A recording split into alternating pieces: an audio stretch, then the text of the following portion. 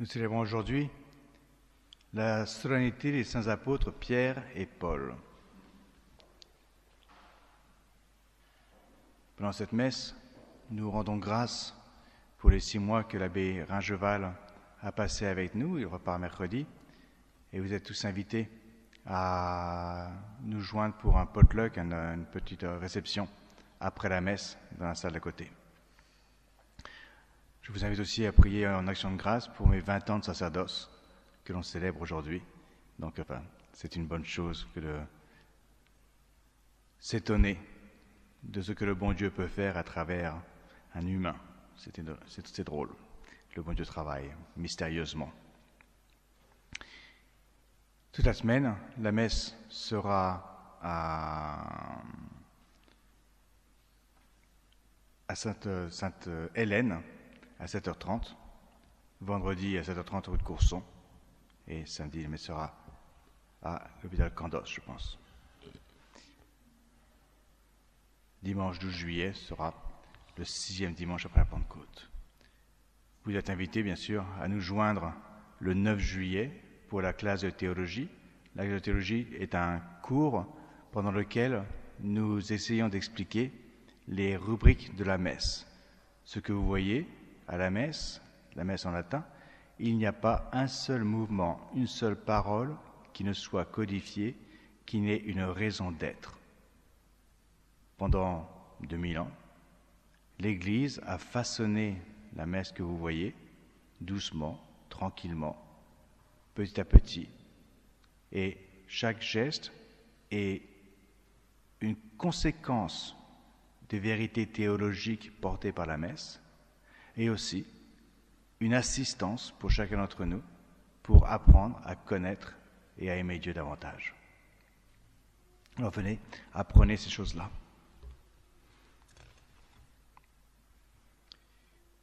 La lecture du jour est tirée des Actes des Apôtres. En ces jours-là, le roi Hérode mit la main sur quelques membres de l'Église pour les maltraiter. Il fit mourir par le glaive Jacques, le frère de Jean. Et voyant que cela plaisait aux Juifs, il ordonna en outre l'arrestation de Pierre. Or, c'était le jour des Azymes. L'ayant donc fait arrêter, il le mit en prison, le confiant à la garde de 4 escouades de 4 soldats chacune, voulant le faire comparaître devant le peuple après la Pâque. Tandis que Pierre était ainsi gardé dans la prison, l'Église ne cessait d'adresser pour lui des prières à Dieu. Or, la nuit même du jour où Hérode voulait le faire comparaître, Pierre dormait entre 2 soldats, liés de 2 chaînes, et les gardes postés devant la porte gardaient la prison. Et voici que l'ange du Seigneur parut. Une lumière brilla dans la prison, et l'ange, touchant Pierre au côté, l'éveilla en disant « Pierre, lève-toi vite !» Et aussitôt, les chaînes tombèrent de ses mains. L'ange lui dit alors « Ceins-toi, mets tes chaussures. » Et il le fit. Et l'ange lui dit « Mets ton vêtement et suis-moi. » Pierre sortit. Il le suivit, ne sachant pas que ce qui arrivait par l'ange était réel, car il croyait avoir une vision. Lorsqu'ils eurent passé la première garde, puis la seconde, ils arrivèrent à la porte de fer qui mène à la ville. D'elle-même, elle s'ouvrit. Ils sortirent, ils s'engagèrent dans la rue. Aussitôt, l'ange le quitta.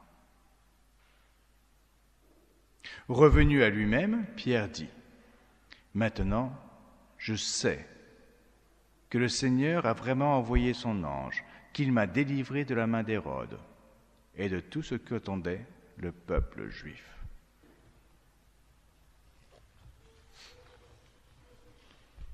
Une lecture du Saint-Évangile selon saint Matthieu. En ce temps-là, Jésus vint aux environs de Césarée de Philippe. Il interrogeait ses disciples, disant « Quel est celui que les hommes disent être le Fils de l'homme ?» Ceux-ci répondirent. Les uns disent que c'est Jean-Baptiste, d'autres Élie, d'autres Jérémie ou quelqu'un des prophètes. Et vous, qui dites-vous que je suis ?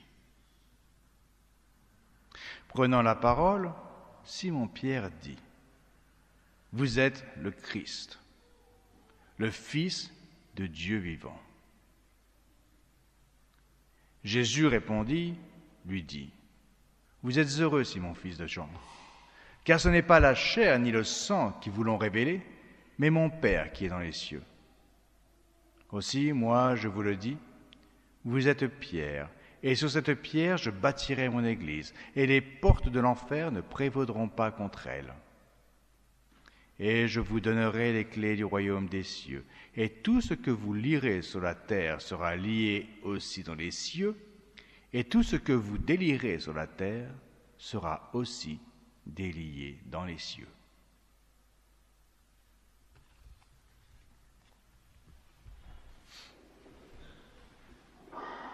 Au nom du Père, et du Fils, et du Saint-Esprit, ainsi soit-il.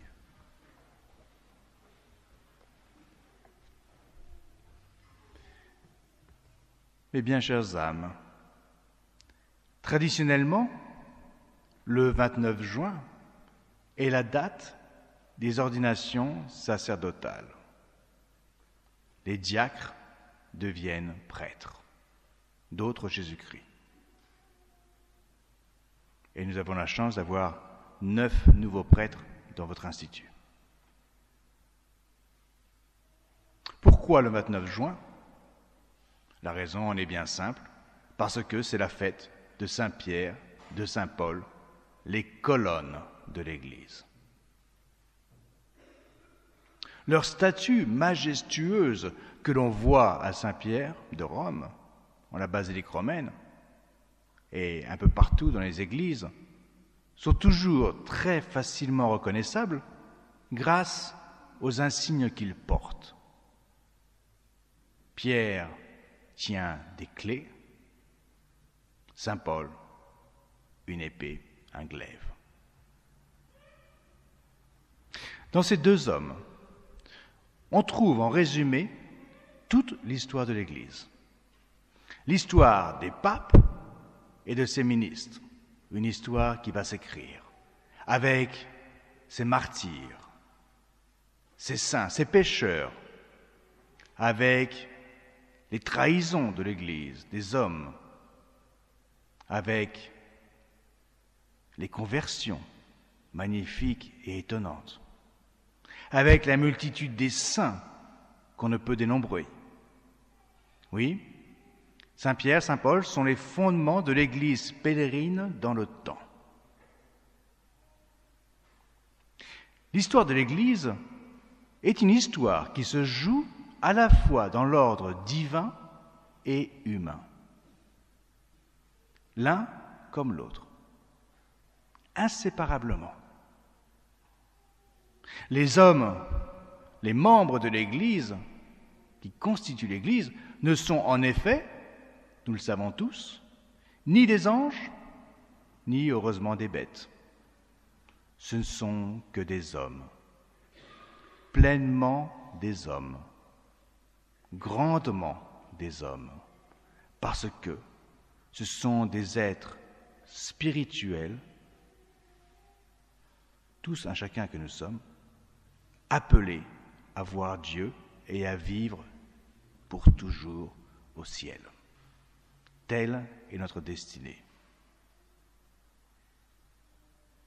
Quand notre Seigneur demanda aux apôtres « Qui suis-je » Saint Simon répond avec grande justesse « Vous êtes le Fils de Dieu ». Et Jésus de lui répondre « Bienheureux êtes-vous, car ce n'est ni la chair ni le sang qui vous l'ont révélé, mais mon Père qui est aux cieux. »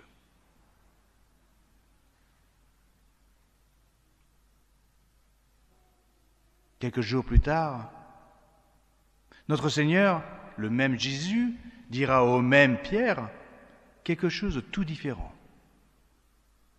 Quand Jésus annonça sa passion, quand il leur dit à tous les apôtres qu'il allait monter à Jérusalem, Saint Pierre monte au créneau encore une fois et dit « Il n'en sera rien, ne faites pas ça, ils vont vous mettre à mort. » Et Jésus lui répond « Arrière, Satan. » C'est la chair qui parle. Tout est là. Pierre, vous et moi, est à la fois roc et argile, force et faiblesse. C'est la tension qui existe toujours entre le don de Dieu, le don divin, et la misère humaine, qui sont côte à côte.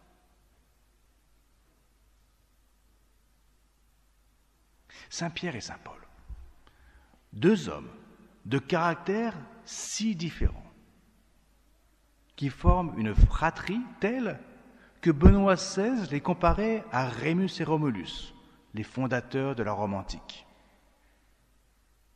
Ce sont des étrangers qui se rencontreront une fois au départ, qui au-delà de la naissance, au-delà de l'éducation qu'ils ont reçue, un pêcheur et un étudiant, au-delà de leur personnalité, deviennent des amis inséparables, à tel point que l'on ne prononce pas le nom de l'un sans l'autre.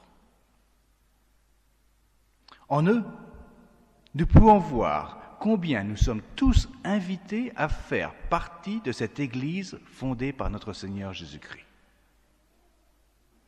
Car c'est là, c'est en lui, en notre Seigneur Jésus-Christ, et seulement en lui, que se trouve le ferment d'une amitié vraie. Ensemble, ils sont appelés à réformer une humanité qui devienne, comme dit Benoît XVI, la glorification vivante de Dieu. L'humanité, glorification vivante de Dieu. C'est une expression audacieuse. Il n'est pas question ici d'une quelconque globalisation, d'une communauté de nations fondée sur une vision horizontale d'un monde prétendu meilleur. Non, non.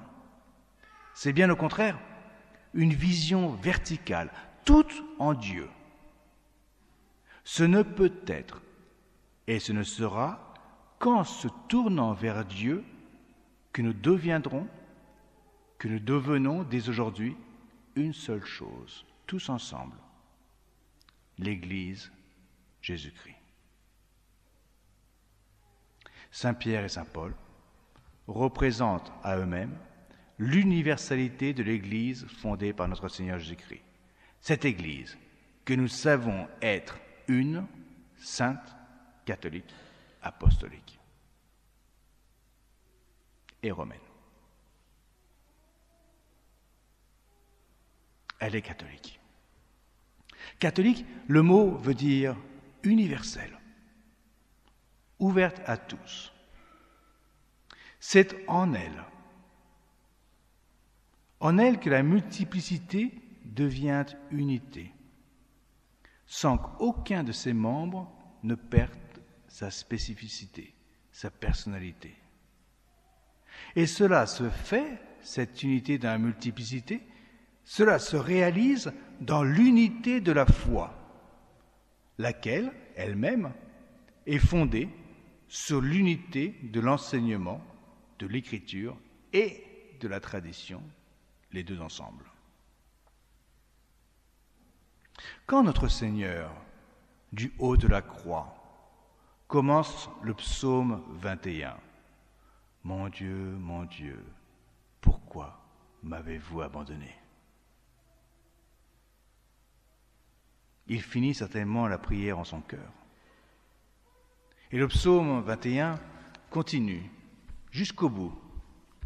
Et il dit, alors, et c'est l'espoir de notre Seigneur, alors toutes les nations se prosterneront devant moi.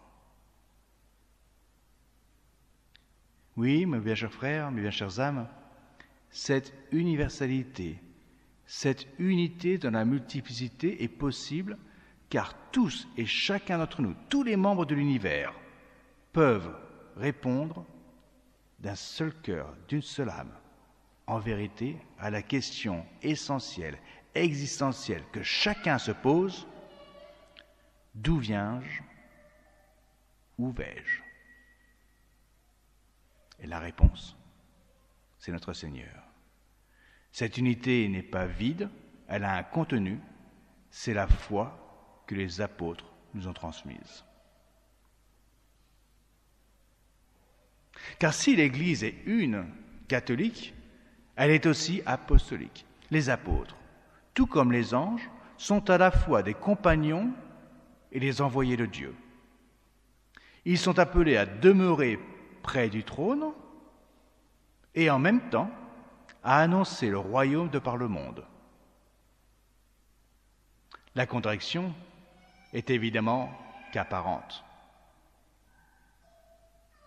Il faut savoir partir en mission tout en restant en la présence de Dieu. On part en mission tout en demeurant toujours en communion avec l'Église. Et cette mission, qui est la vôtre, qui est la nôtre, est de toute importance. Chaque jour, on le répète, sans se lasser, que votre règne arrive. Alors, en cette heure du monde, aujourd'hui, pleine de scepticisme, de doute, en cette heure du monde qui est aussi si riche du désir de Dieu, on peut le sentir, ce désir que les gens pour leur spiritualité, qui sont mal guidés, mais ils recherchent. Alors, sur cette base de l'unité qui est déjà donnée, aidons le monde afin qu'il croie. Donnons au monde la splendeur de la vérité.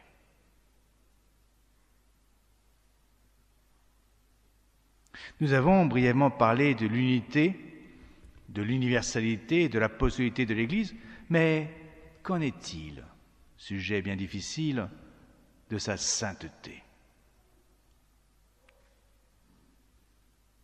Clairement, l'Église est constituée de pécheurs.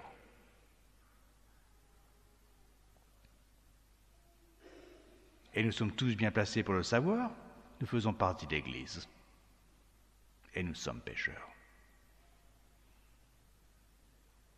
Elle n'est pas sainte par elle-même, elle est sainte parce qu'elle est immaculée, en Dieu, son fondateur. Elle est sainte en Dieu, purifiée toujours à nouveau, non pas seulement par des paroles, non pas seulement par des déclarations plus ou moins sincères, plus ou moins profondes, non, elle est purifiée toujours et à nouveau par le sacrifice même de notre Seigneur Jésus-Christ, qui se donne dans l'Eucharistie. Elle est sainte et purifiée toujours et à nouveau par notre sacrifice, nos communions unies en notre Seigneur Jésus-Christ. Elle est sainte, elle est faiseuse de saints. Alors apprenons de l'Église et soyons nous-mêmes des saints aujourd'hui. Notre Seigneur a promis à Saint Pierre que les portes de l'enfer ne prévaudront jamais contre elle. Il avait souvent prévu, Dieu, par les prophètes, que son peuple serait attaqué, mais qu'il ne serait jamais vaincu. Il s'agissait alors d'hommes guerroyant contre les hommes. La promesse faite à Saint Pierre, il s'agit ici de puissances infernales, des démons mauvais qui cherchent la perte des hommes. Mais Pierre, et nous tous, avec lui, est rassuré au sujet de l'Église, au sujet de la nouvelle communauté fondée par notre Seigneur, laquelle s'étend à tous les temps, au-delà de l'existence de Pierre lui-même. L'Église, eh bien, c'est Jésus continué sur la terre. Les statues majestueuses, les clés, l'épée et le glaive. Ce sont les pouvoirs d'enseigner, les pouvoirs de légiférer, c'est-à-dire de faire des lois. C'est sous le doux joug de l'Église, une sainte catholique apostolique et romaine, que nous vivons et que nous sommes sauvés. Sachons toujours l'aimer, la servir toujours mieux. Puissent Saint Pierre et Saint Paul mettre un peu d'ordre dans ce que les hommes négligent. Au nom du Père et du Fils et du Saint-Esprit, ainsi soit-il.